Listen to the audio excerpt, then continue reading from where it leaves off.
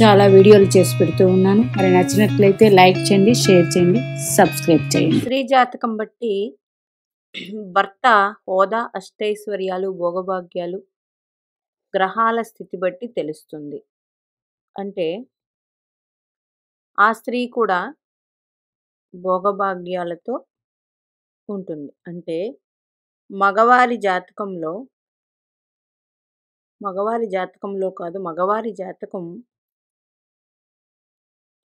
బాగున్నది అంటే వివాహం తర్వాత భార్య వల్ల కలిసి రావడం. అయితే మగవారి జాతకంలో కూడా ఇది ఉంటుంది. మరి ఆడవారి జాతకం బట్టి మనం ఏం చూస్తామంటే ఆడవారికి మాంగళ్య బలం ముఖ్యం. మాంగళ్య బలం ఉంటే మగవారు అన్నింటా ఆయువు, ఆరోగ్యంతో ఉంటారు జీవితకాలం మొత్తం. మరి భోగభాగ్యాల సిద్ధి ఎలా తెలుస్తాయి? ఆడవారి జాతకంలో భాగ్యస్థానం బట్టి ఉంటుంది. భాగ్యస్థానం అంటే ఆడవారి జాతకంలో 9వ స్థానం. ఇది ఎవరికైనా ముఖ్యమే, కానీ 9వ స్థానం ముఖ్యం. మరి ఈరోజు జాతకమే తీసుకున్నాను. ప్రస్తుతం మేష లగ్నం నడుస్తూ ఉంది. చంద్రుడు మేష లగ్నం, లగ్నాధిపతి కుజుడు. చంద్రుడు రోహిణిలో ఉన్నారు. అంటే చంద్రుడే అధిపతి, లగ్నాధిపతి కుజుడు, రాస్యాధిపతి చంద్రుడు. మరి నక్షత్రాధిపతి రోహిణి కాబట్టి రోహిణి చంద్రుడే అయ్యాడు. ఈ జాతకంలో లగ్నాధిపతి ఇప్పుడు ఉచ్చపట్టి ఉన్నారు, ఉచ్చక్షేత్రం. అట్లాగే శని భగవానుడు స్వక్షేత్రం. అట్లాగే చంద్రుడు ఉచ్చ. అలాగే భాగ్యాధిపతి గురుడు మిత్ర రాశి. మరి నవాంశలో చంద్రుడు మేషంలో ఉన్నారు, గురుడు సింహంలో ఉన్నారు. మిత్ర అంటే గురుడు మిత్ర రాశిలో ఉన్నాడా, లేకపోతే స్వరాశిలో ఉన్నాడా, లేదే స్వనామాంశ పొందాడా చూసుకుంటాం. అంటే ఇక్కడ గురుడు మంచిగా ఉన్నప్పుడు రాశి చక్రంలో నవాంశలో కూడా బాగుంటే ఆ గురుబలం ఎక్కువే ఉన్నట్టు. అయితే లగ్నాధిపతి కుజుడు ఉచ్చుపట్టి ఉన్నారు. ఇది లగ్న బలం. ఇది ఒక పాయింట్. సప్తమాధిపతి దశమ క్షేత్రంలో ఉన్నారు. సప్తమాధిపతి దశమ క్షేత్రం. ఈ అమ్మాయికి మంచి ఉద్యోగం ఉండే అబ్బాయి లభిస్తారు. తర్వాత శని భగవానుడు లాభాధిపతి, లాభస్థితి మంచిది. మరి మేష లగ్నానికి అంటే చర లగ్నాలకి లాభాధిపతి బాధకారకుడు అని. మరి శని భగవానుడు తన స్వక్షేత్ర స్థితిగతుడే ఉన్నాడు లాభస్థితిలో. అది ఇబ్బందిని ఇవ్వదు. అయినా ఆ శని మహాదశ వచ్చినప్పుడు కొంచెం అటు ఇటుగా ఉంటుంది కాబట్టి అప్పుడు ఆ పరిహారాలు చేసుకోవాలి. ఇక్కడ సౌభాగ్య యోగం ఉంది అంటే భోగభాగ్యాలు ఉంటాయా వీరి భర్తకి, ఈవిడికి ఎలా ఉంటుంది అంటే చూడండి, గురుడు డైరెక్ట్గా సప్తమాన్ని చూస్తున్నారు. గురుడు ఇక్కడ దిగ్బలం లగ్నంలో. ఇది కూడా భాగ్యాధిపతి దిగ్బలం.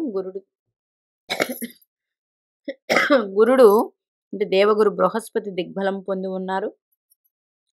అట్లాగే చతుర్థాధిపతి ద్వితీయంలో ఉచ్చ పొంది ఉన్నారు. ఇది గుడ్.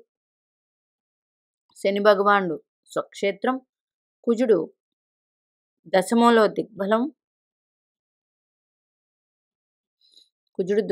దిగ్బలం. అలాగే ఉచ్చుపట్టి ఉన్నారు. ఇన్ని రకాలుగా ఈ జాతకానికి అన్ని విధాలా బాగుంది. ఒకటి గురుడు మేష లగ్నానికి 9, 12 అధిపతి. 9వ స్థానానికి ఆధిపత్యం వచ్చి లగ్నంలో స్థితి మంచిది. దిగ్బలం. ఇది ఒక పాయింట్.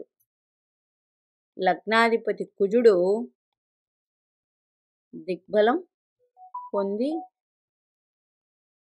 ఉచ్చుపట్టారు. 2 పాయింట్లు. దశమ లాభాధిపతి శని స్వక్షేత్రం. ఇది 3వ పాయింట్. రాశ్యాధిపతి శుక్రుడు 2 సప్తమ కాబట్టి దశమ క్షేత్రం స్థితి.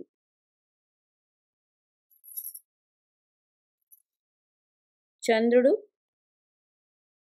రోహిణీ నక్షత్రంలో ఉన్నారు, స్వనక్షత్రం.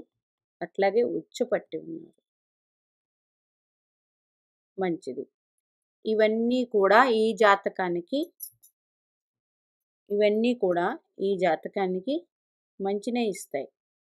ఎట్లా అంటే ఈ స్త్రీకి భర్త మంచి ఉద్యోగమో వ్యాపారమో చేసి చాలా రకాలుగా ధన సంపాదన ఉంటుంది. అట్లాగే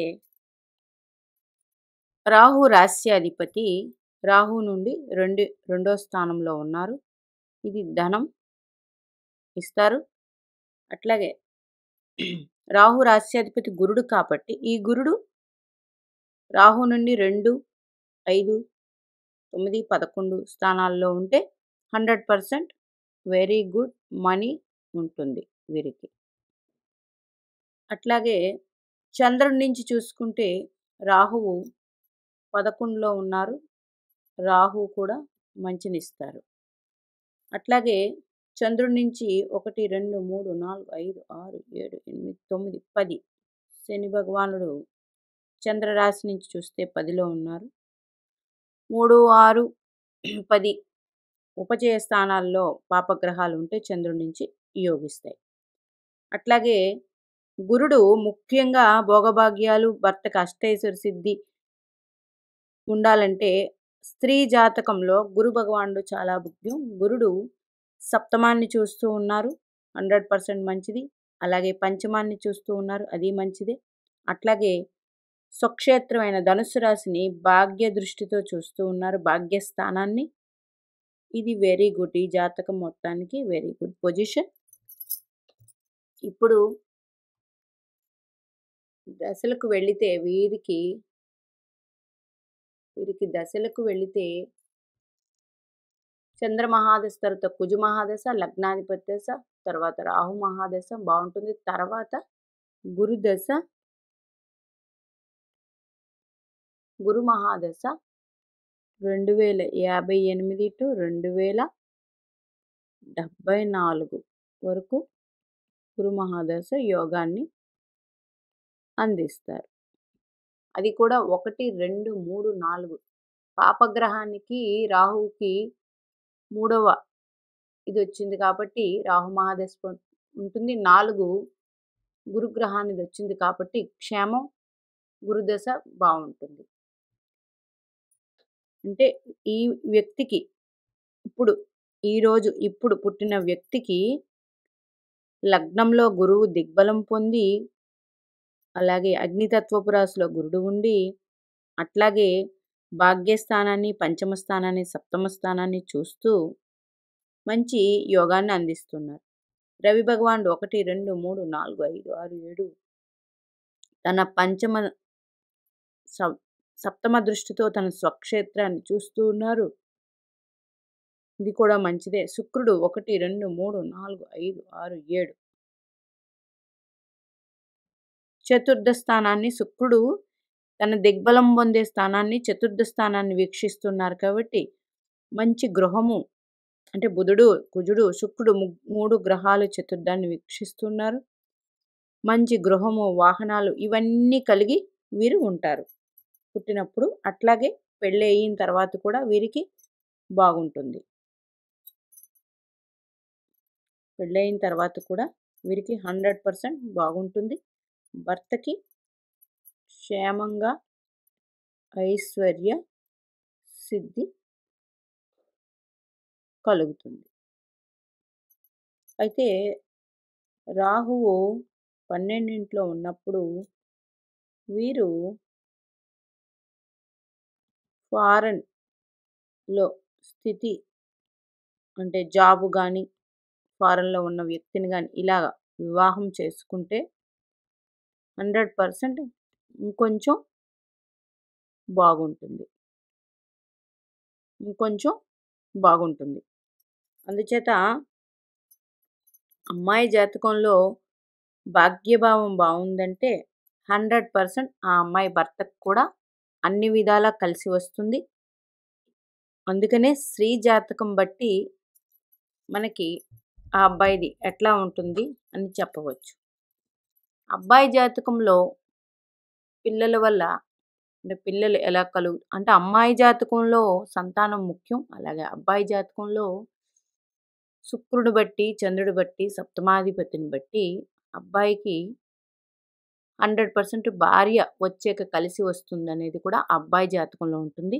స్త్రీ జాతకంలో మాంగళ్య బలం చూడాలంటే మొత్తం అబ్బాయి ఆయుష్ ఎలా ఉంటుంది, అబ్బాయి ఆరోగ్యంగా ఎలా ఉంటారనేది స్త్రీ జాతకం బట్టే మొత్తం ఒకవేళ అష్టమ స్థానంలో పాపగ్రహాలు ఉన్నప్పటికీ భాగ్యస్థానాన్ని శుభగ్రహాలు చూస్తూ ఉన్నా, భాగ్యస్థానంలో శుభగ్రహాలు ఉన్నా 100% బావుంటుంది.